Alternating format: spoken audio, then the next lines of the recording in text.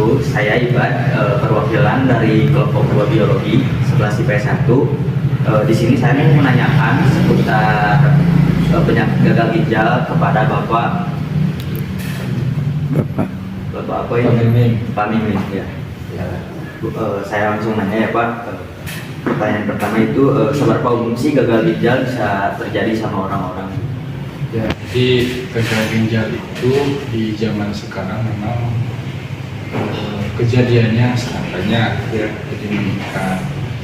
Itu memang dipengaruhi oleh beberapa faktor ya, di antaranya sekarang itu kan pola makan, jenis makanan yang seperti fast food dan lain-lain sebagainya yang memang banyak kandungan-kandungan yang bisa merusak fungsi ginjal. Jadi memang sekarang itu udah sangat banyak. Ya.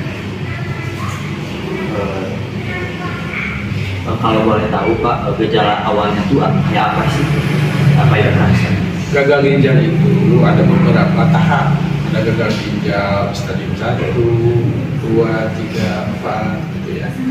Nah, pada saat gagal ginjal di awal itu biasanya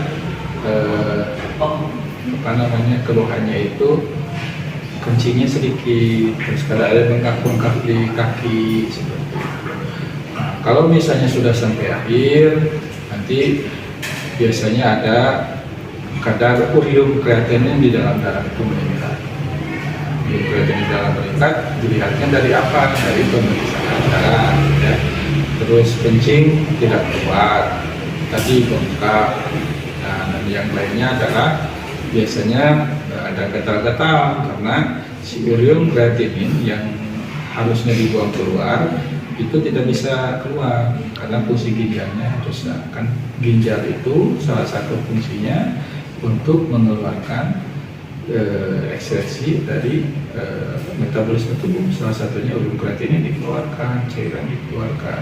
Nah, ini karena terganggu, maka yang banyak akan menumpuk di dalam tubuh, salah satunya di bawah kulit, yang gatal-gatal dan seperti itu.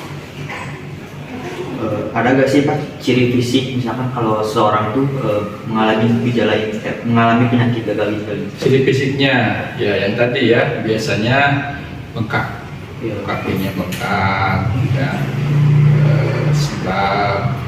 Terus biasanya pucat, ya kenapa pucat? Karena kadar Hb di dalam darahnya berkurang.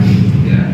Kenapa berkurang? Karena salah satu fungsi ginjal itu adalah memproduksi untuk pembuatan sel darah merah. Nah, pada saat ginjalnya rusak, maka produksi sel darah merahnya juga akan terhambat atau terganggu, sehingga biasanya Hb-nya turun, ya, karena pucat.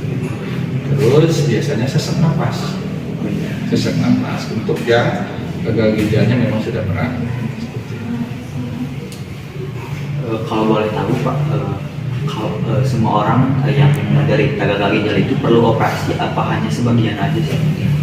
Jadi penata laksanaan dari gagal ginjal itu sebenarnya adalah pertama dengan obat-obatan, dengan diet. Nah, kalau memang sudah tahap lanjut itu biasanya dilakukan cuci darah, ya, atau hemodialisa.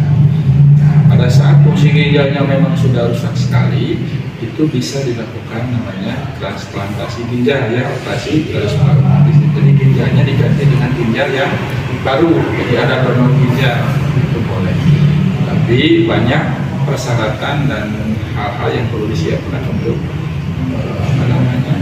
operasi transplantasi ginjal, termasuk dalam hal biaya pun sangat besar, sehingga memang sangat jarang operasi itu. Yang sering dilakukan adalah cuci darah atau hemodialisa.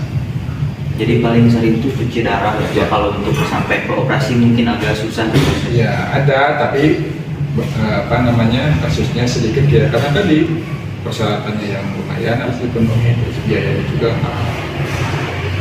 Terus Pak, makanan apa sih yang kayak penyebab utama gagal ginjal?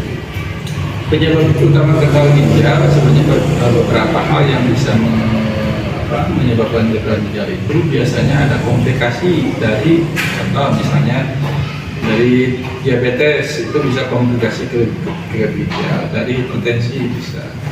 kekurangan cairan. Misalnya kalau kita nih diare encret terus, nah pada saat cairan banyak keluar, kita tidak minum cairan mengganti, maka bisa ginjalnya itu bisa rusak. Ya. Terus makanan-makanan seperti misalnya memakan jengkol yang terlalu banyak, itu bisa menyebabkan keracunan di ginjal. Ya. Selanjutnya tuh stres bisa nggak sih Pak menyebabkan gagal ginjal? Stres itu kalau khusus ke gagal ginjal tidak, tetapi stres itu bisa menimbulkan hipertensi, tekanan darah tinggi. Nah, dari tekanan darah tinggi yang tidak diobati atau yang tidak teratasi bisa menyebabkan kerusakan ginjal. Jadi rentetannya ke sana, tidak langsung ke gagal ginjal kalau stres itu. Di ke hipertensi dulu, dari hipertensi baru ke gagal ginjal. Jadi stres itu cuma faktor pendukung Dan pencemaran.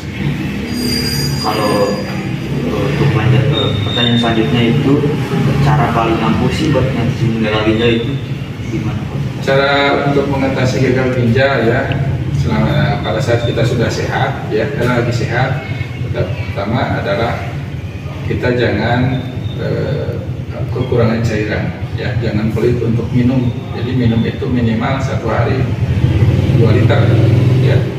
Nah, tetapi kalau misalnya sudah terkena, untuk bisa menjaga ya biasanya cairan itu dibatasi.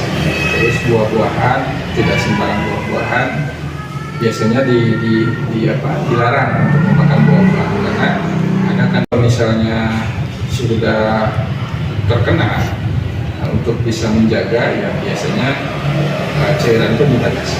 Terus buah-buahan, tidak sembarang buah-buahan, biasanya dilarang untuk memakan buah-buahan, karena ada kandungan kalium yang bisa menyebabkan memperberat kerusakan ginjal ya. Terus obat-obatan ya.